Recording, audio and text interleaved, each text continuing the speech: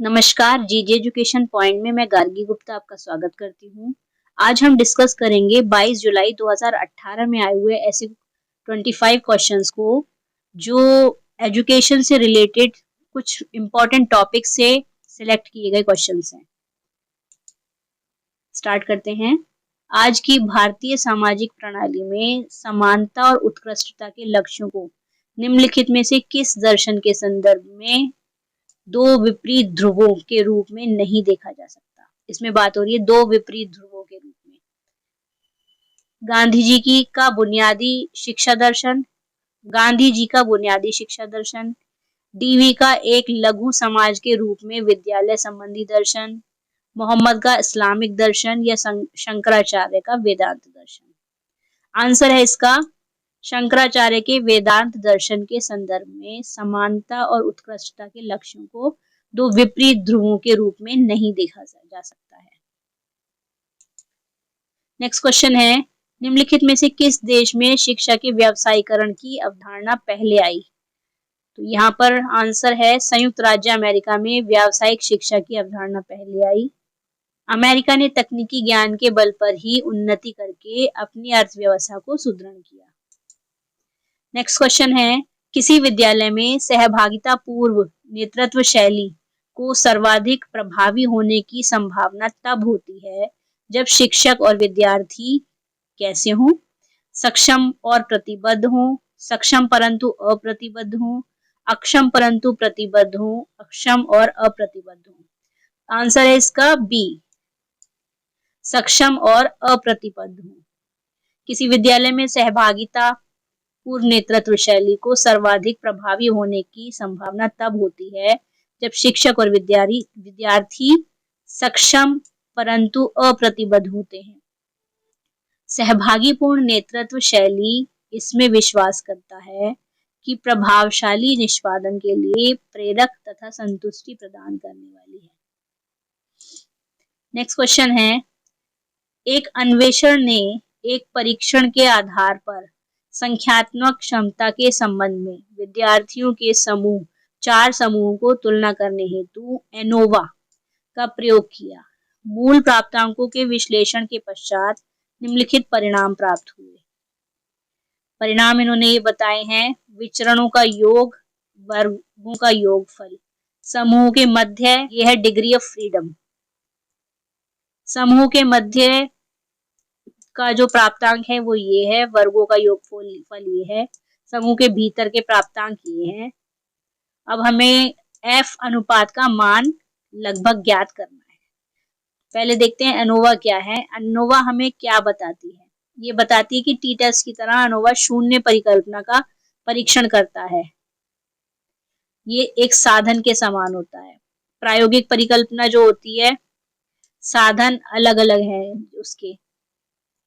ANOVA एक सर्वग्राही परीक्षण है, यानी सभी जगह इसको हम यूज कर सकते हैं। यह समूहों के बीच समग्र अंतर का परीक्षण करता है। जितने भी ग्रुप्स होते हैं उनके बीच अंतर को दिखाने के लिए हम एनोवा का प्रयोग करते हैं। सटीक रूप से नहीं बताता कौन से साधन भिन्न है। एक्चुअल रिजल्ट को ये नहीं बताता कि कौन सी चीज भिन्न है और कौन सी चीज सेम है।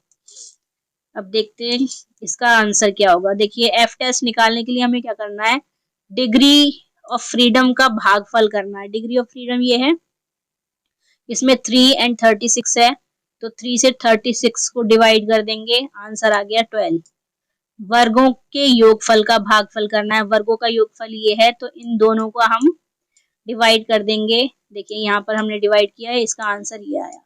अब एनोवा कैसे निकालेंगे, उसके लिए हम ये वाला फार्मूला लगाते हैं, F बराबर लार्ज और small variance between sum of square और within sum of square हम करेंगे। ठीक है, तो यहाँ हमने 12/3.4 जो हमारा ये वाला ये निकला था सम, इसको हम डिवाइड कर देंगे, आंसर आ जाएगा ये 3.5। क्वेश्चन है, नृजातीय शोध में एक अनुसंधानकर्ता एक गैर अन्योन्य क्रिया रणनीति का उपयोग करता है जो लोगों के अनुभवों का वर्णन करती है और उनकी भावनाओं को बताती है। निम्नलिखित रणनीति में से यह किसके संदर्भ में है? क्षेत्रीय टिप्पणियों के संदर्भ में, आगमनात्मक विश्लेषण के संदर्भ में, निर्माणात्मक संग्रह के संदर्भ में या अन्वेषण के संदर्भ में? तो नृजातीय शोध को इन्होंने अन्वेषण के विश्लेषण के संबंध में बताया है। नृजातीय शोध में एक अनुसंधानकर्ता एक गैर अन्योन्य क्रिया रणनीति का उपयोग करता है जो लोगों के अनुभवों का वर्णन करती है और उनकी भावनाओं को बताती है। यह रणनीति निर्माणात्मक संग्रह के संदर्भ में है। देखिए यहाँ इन्होंने गड़बड़ कर रखी है, इन्होंने कहा है यहाँ पर निर्माणात्मक संग्रह के संदर्भ में बताया, जबकि ऑप्शन में इन्होंने लिखा है डी। तो हमारा ऑप्शन इसमें है सी। ठीक है, निर्माणात्मक संग्रह के संदर्भ में इन्होंने ये बात बताई है। शैक्षिक अनुसंधान जॉन डब्ल्यू वेस्ट के द्वारा लिया गया है ये। यदि एक शिक्षक भाषा की कक्षा में व्यक्तिवाचक एवं जातिवाचक संज्ञाओं के केवल समानताओं और असमानताओं का उल्लेख करता है तो उसका शिक्षण किस स्तर का होगा? इसमें बताया इन्होंने अवबोध स्तर का होगा। यदि एक शिक्षक भाषा कक्षा में व्यक्तिगत एवं जातिवाचक संज्ञाओं में केवल समानताओं और असमानताओं का उल्लेख करता है तो उसका शिक्षण स्तर अवबोध स्तर का होगा। मॉरिस एल विग्गी ने अपनी पुस्तक में शिक्षकों के लिए अधिगम सिद्धांत में बोध स्तर के शिक्षण को ऐसे परिभाषित करते हैं: जो विद्यार्थी को सामान्यीकृत एवं विशिष्ट या दूसरे शब्दों में सिद्धांत तथा अलग अलग तथ्यों के बीच पाए जाने वाले संबंधों से परिचित कराने का प्रयत्न करता है और यह भी बताता है कि सिद्धांतों का किस तरह व्यावहारिक उपयोग किया जा सकता है। क्वेश्चन है, भारतीय संदर्भ में किसी बच्चे के समाजीकरण में निम्नलिखित में से कौन से कारक महत्वपूर्ण रूप से योगदान करते हैं?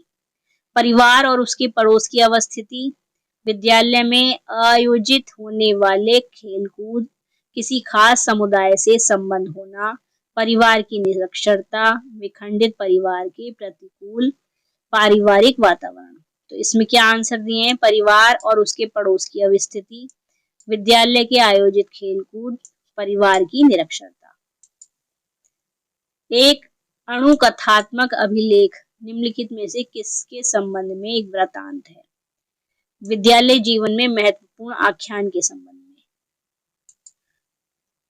यह समझने में समर्थ बनाने के लिए कि बच्चे कैसे पढ़ते हैं और सीखते हैं, शिक्षक प्रशिक्षुओं को एक पाठ्यचर्या पढ़ाई जानी चाहिए। यह पाठ्यचर्या है, कौन सी है? शैक्षिक मनोविज्ञान की पाठ्यचर्या, जो मनोवैज्ञानिक पक्ष को बताती है। ठीक, एक अणुकथात्मक अभिलेख में निम्नलिखित में से किसके संबंध में एक वृत्तांत है? विद्यालय के भीतर घटनाओं का घटित होना, विद्यालय के बाहर घटनाओं का घटित होना, विद्यालय जीवन में प्रत्येक आख्यान, विद्यालय जीवन में महत्वपूर्ण आख्यान। तो इससे क्या मतलब होता है? ये विद्यालय जीवन में महत्वपूर्ण अभिलेख से संबंधित है। आंसर होगा इसका डी। क्वेश्चन है, कर्ट लेविन के जीवन देश की अवधारणा के अनुसार सभी मनोवैज्ञानिक तथ्यों का सम्मिश्रण जो उसे घेरती हैं उसको क्या कहा जाता है? देखिए इसमें क्या है, कर्ट लेविन जैसे जो बताते हैं कि व्यक्ति का जो वातावरण है वो उसका जीवन क्षेत्र जो होता है उसके आसपास ही होता है, वो उसके अपने आसपास की समस्याओं आदि का ही समाधान करता है, तो उसका और जो उसका बाहरी वातावरण है वो उसे प्रभावित करता है। ठीक है, तो यहाँ पर इसका उत्तर आएगा बाह्य वस्तु प्रभाव। कर्ट लेविन ने जीवन देश की अवधारणा अनुसार सभी मनोवैज्ञानिक तथ्यों का सम्मिश्रण जो उसे घेरती हैं बाह्य वस्तु प्रभाव कहलाती है। नेक्स्ट क्वेश्चन है, नेड फ्लैंडर्स की अंतःक्रिया विश्लेषण पर आधारित प्रणाली का मुख्य ध्यान किस पर है? नेड फ्लैंडर्स ने जो अंतःक्रिया प्रणाली दी है वो किस पर डिपेंड करती है? देखिए, छात्रों के वाचिक व्यवहार पर, शिक्षकों के वाचिक और अवाचिक व्यवहार पर, छात्रों के अवाचिक व्यवहार पर या शिक्षकों के वाचिक व्यवहार पर। देखिए नेड फ्लैंडर्स ने जो थ्योरी दी है उसमें शिक्षक टॉक है और जो अवाचिक और वाचिक दोनों रूप से है, यानी वो अप्रत्यक्ष और अप्रत्यक्ष दोनों रूप से जो है शिक्षक ने कथन कहा है। शिक्षक के वाचिक और अवाचिक व्यवहार दोनों पर निर्भर करती है। फ्लैंडर्स का कहना था कि शिक्षक जो कथन करते हैं उस पर बच्चे रिस्पॉन्स करते हैं। शिक्षक का कथन कौन कौन सा होता है? पहला तो होता है प्रत्यक्ष वर्ग का कथन, जिसमें लेक्चर आ जाता है, भाषण का देना आता है, निर्देश देना आ जाता है, डायरेक्शंस, और तीसरी चीज आती है इसमें आलोचना और अधिकार प्रदर्शन, ये क्रिटिसाइजिंग और जस्टिफाई अथॉरिटी। नेक्स्ट आता है विचार स्वीकृति, फीलिंग्स को एक्सेप्ट करना। इसके बाद आता है प्रशंसा और प्रोत्साहन, प्रेज, इनकरेज। इसके बाद आता है स्वीकृति या छात्रों के विचारों का उपयोग, जिसको कहेंगे एक्सेप्ट्स और यूजेस आइडियाज ऑफ पीपल, यानी छात्रों का कहे का उपयोग। इसके बाद आ जाता है नेक्स्ट लास्ट आता है इसमें प्रश्न करना या आस्क क्वेश्चंस। तो टीचर द्वारा ये सारी एक्टिविटीज होती हैं, जबकि छात्र केवल क्या एक्टिविटीज करते हैं? रिस्पॉन्स देते हैं टीचर को, और रिस्पॉन्स के रूप में वो दूसरा रिस्पॉन्स क्या होता है, वो आपस में या बच्चों को ही रिस्पॉन्स देते हैं। तो इनकी भी जो प्रत्यक्ष और अप्रत्यक्ष क्रियाएं होती हैं दो होती हैं। और साइलेंस का मतलब है मौन, इसका मतलब है कुछ भी समझ में नहीं आया, तो इसमें कंफ्यूजन है, तो ये साइलेंस का मतलब है। 3 तरह की क्रियाएं फ्लैंडर्स के इंटरेक्शन में होती हैं। तो यहाँ पर फ्लैंडर्स ने शिक्षक के वाचिक एवं अवाचिक व्यवहार पर ध्यान केंद्रित किया है। फ्रायड के प्रतिपादन में चेतना का वह स्तर जिसमें विचारों की स्मृतियों की पहुंच आसानी से होती है, निम्नलिखित में से क्या कहलाती है? इसमें क्या कहा गया है? स्मृतियों की पहुंच आसानी से जहां होती है। तो देखिए, फ्रायड ने मनोविज्ञान में 3 स्तरों के बारे में वर्णन किया है। पहला है conscious mind, pre conscious mind और अनकॉन्शियस माइंड, इसको सबकॉन्शियस माइंड भी कहते हैं। जो कॉन्शियस माइंड वो वाला माइंड है all mental process of which we are aware, जो हम जागते हुए मानसिक क्रियाएं करते हैं वो कॉन्शियस माइंड के अंदर आती हैं। Pre conscious mind all mental process that an individual is not aware but can easily be brought to the conscious mind but can easily be brought to the conscious mind। इसका मतलब ये है कि ये कॉन्शियस माइंड में जाने वाली ऐसी क्रियाएं हैं या ऐसी मानसिक रचनाएं हैं जो इसके अंदर समाहित होती हैं, जिस इसके अंदर होती हैं प्री कॉन्शियस माइंड में। अनकॉन्शियस माइंड ऐसी अवस्था कहलाती है जिसमें mind all mental process that are inaccessible to the conscious mind, यानी चेतन में दिखाई ना देने वाली जितनी भी प्रतिक्रियाएं होती हैं वो इसके अंतर्गत आती हैं। देखिए, ये जो है ये कॉन्शियस माइंड है, ये प्री कॉन्शियस माइंड है जो क्वेश्चन करता है, जिसका आंसर चेतन देता है। अनकॉन्शियस माइंड में लॉक लगा होता है, ये पिक्चर इसीलिए दिखाई गई है कि अनकॉन्शियस माइंड अपने अंदर बहुत सारी सूचनाओं को समाहित करके रखता है। A link is universal repository of all data, information and knowledge from the past, present and future। ठीक है, तो ये लिंक होता है जो आपस में इन तीनों को जोड़े रखता है, जिससे प्रेजेंट, पास्ट और फ्यूचर में ये चीजें दिखाई देती हैं। तो यहाँ जो फ्रायड के क्वेश्चन की बात हो रही है कि स्मृतियों की पहुंच आसानी से कौन सी में होती है? पूर्व चेतन स्तर पर होती है। निम्नलिखित में से किस अस्तित्ववादी का नाम इस धारणा के साथ जुड़ा है कि मनुष्य हमेशा ही अपने पड़ोसी के साथ अंतर्द्वंद की स्थिति में होता है और सभी सामाजिक संबंधों की परिणति कुंठा में होती है? ये किसका है? जीन पाल सार्त्रे का कथन है ये। भारत में दूरवर्ती शिक्षा कार्यक्रमों के विकास के संबंध में नीचे दिए गए सही क्रम की पहचान कीजिए। क्या है इसका सही क्रम? पत्राचार पाठ्यक्रम, दूरवर्ती अधिगम, मुक्त अधिगम और ई अधिगम। क्वेश्चन नंबर 16 है, शंकराचार्य के अनुसार मोक्ष प्राप्ति का आंतरिक साधन है? क्या है? श्रवण मनन निधिध्यासन। श्रवण मनन निधिध्यासन मोक्ष प्राप्ति का आंतरिक साधन है। इसमें श्रवण में रीडिंग और लिसनिंग वाला पार्ट आ जाता है, मनन में रिफ्लेक्शन वाला पार्ट आ जाता है और एक्सपीरियंस वाला पार्ट निधिध्यासन के अंतर्गत होता है।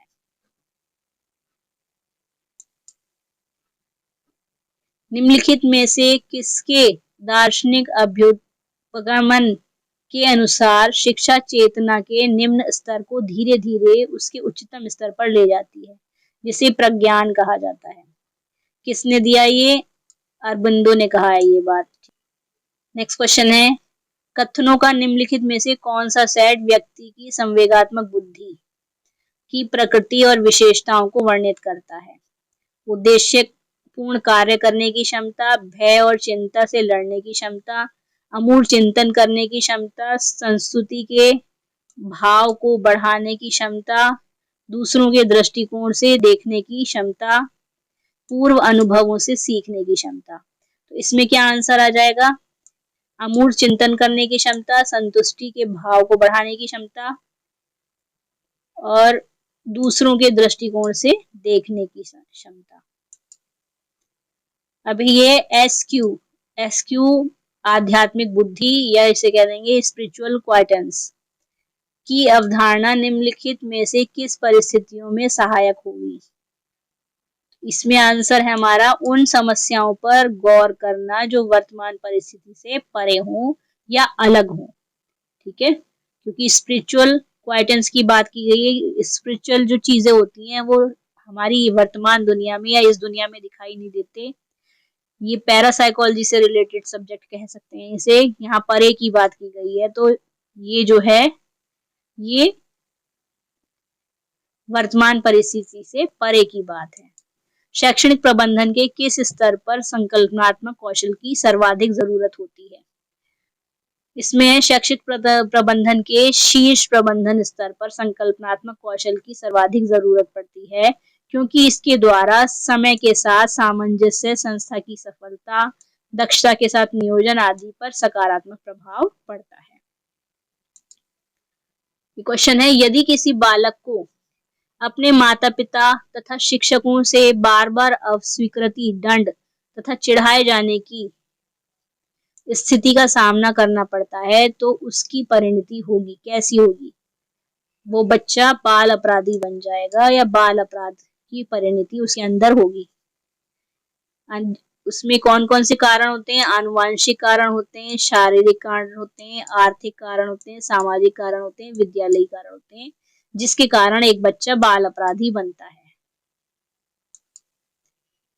उन कथनों को चिन्हित कीजिए जो अभ्यांतरिक नियंत्रण की संस्थिति से जुड़े व्यवहार की विशेषताओं को दर्शाते हैं। नीचे दिए गए कूट में से सही उत्तर का चयन कीजिए। मैं महसूस करता हूं कि परीक्षा में मेरे प्राप्त अंक मेरी योग्यता के अनुकूल हैं। कैसे कथन कहा है इन्होंने? अभ्यांतरिक नियंत्रण की संस्कृति से जुड़े व्यवहार की विशेषताओं के कथन। मैंने अपनी क्षमताओं की वजह से ये नौकरी पाई। मेरे ग्रेड शिक्षक के पक्षपात को दर्शाते हैं। मैं अपने भाग्य का निर्माता हूँ। मेरे जीवन की घटनाएं ईश्वरीय शक्ति द्वारा प्रभावित होती हैं। जिसके पास क्षमता है वह चयनित होगा। तो कौन से कथन है इनमें से? मैं महसूस करता हूँ कि परीक्षा में मेरे प्राप्त अंक मेरी योग्यता के अनुकूल हैं। सेकंड कथन है, मैंने अपनी क्षमताओं की वजह से ये नौकरी पाई है। जिसके पास क्षमता है वह चयनित होगा। ये तीनों कथन किस तरह के हैं? जो अपने आप पे नियंत्रण को या अभ्यांतरिक नियंत्रण को दर्शाते हैं। अनुदेशनात्मक अभिकल्पों के लिए कोमल तंत्र सॉफ्टवेयर उपागम के प्रयोग हेतु निम्नलिखित में से किसे सार्थक माना जा सकता है? नीचे दिए गए कूट में से सही उत्तर का चयन कीजिए। पहला है इसमें अधिगम आधारित साक्ष्यों का उपयोग, भौतिक विज्ञान के योगदान का उपयोग, व्यवहार विज्ञान में कृत शोधों के परिणामों का उपयोग, विभिन्न अधिगम संसाधनों के उपयोग से अंतर्दृष्टि का उपयोग, अभियांत्रिकी विज्ञान के योगदान का उपयोग। तो इसमें अधिगम आधारित साक्ष्यों का उपयोग, व्यवहार विज्ञान कृत शोधों के परिणामों का उपयोग और विभिन्न अधिगम संसाधनों के उपयोग से प्राप्त अंतर्दृष्टि का उपयोग। विद्यालय को सक्रिय रूप से लोकतांत्रिक भावना की शिक्षा देनी चाहिए और अपने विद्यार्थियों को स्वयं को शासित करने की यथासंभव गुंजाइश देनी चाहिए। यह विचार किस दार्शनिक विचारधारा से अनुप्राणित है? किससे? ये विधेयात्मक सापेक्षवाद से संबंधित है। भारत में मूक के साथ पूरक रूप में मुक्त और दूरस्थ शिक्षा का लागू किया जाना निम्नलिखित में से किसे सुकर बनाता है? पहला ऑप्शन है विशेषकर वंचित समूह के लिए शैक्षिक अवस्थाओं की समानता हेतु, ग्रामीण जनता की विविध सामाजिक आवश्यकताओं को पूरा करना, सभी के लिए शैक्षणिक उत्कृष्टता सुनिश्चित करना, शैक्षणिक संस्थाओं का सामाजिक स्तरीकरण। तो इसका आंसर है हमारा ए, विशेषकर वंचित समूह के लिए शैक्षिक अवस्थाओं की समानता हेतु। देखिए मोक में क्या है, मैसिव ओपन ऑनलाइन कोर्स इसे कहते हैं। इसका प्रयोग शिक्षा के लिए किया जाता है जिसमें टीचर्स होते हैं, पार्टिसिपेंट्स होते हैं और मोक का बहुत सारा कंटेंट होता है जो ओपन नेटवर्क लर्निंग से रिलेटेड होता है। Open content use drive open learning and sharing, इसको सीखने के लिए यूज किया जाता है। डिस्कोर्स क्या है इसका, ideas, challenge, content, teachers and participant as learning provocateurs. Provocateurs का मतलब है दक्ष लोग या कुशल लोग इसको सिखाते हैं, जो टीचर्स होते हैं वो कुशल होते हैं। और ओपन कन्वर्सेशन, कनेक्शन और क्वेश्चंस पर आधारित ये कोर्स होता है। लर्निंग एक्सपीरियंस जो है उसकी तरह ये काम करता है, मोक जो है लर्निंग एक्सपीरियंस की तरह वर्क करता है। तो आज ये 25 क्वेश्चंस जो हैं इसकी सीरीज मेरी कंप्लीट हो गई है। नेक्स्ट सीरीज भी मैं जल्दी देती हूँ आपको, तो देखते रहिए। ये 2018 की मेरी 4 सीरीज कंप्लीट हो गई हैं और अब 5वीं सीरीज लेकर मैं जल्दी आती हूँ आपके सामने। वीडियो देखने के लिए थैंक यू। मिलते हैं नेक्स्ट क्लास में।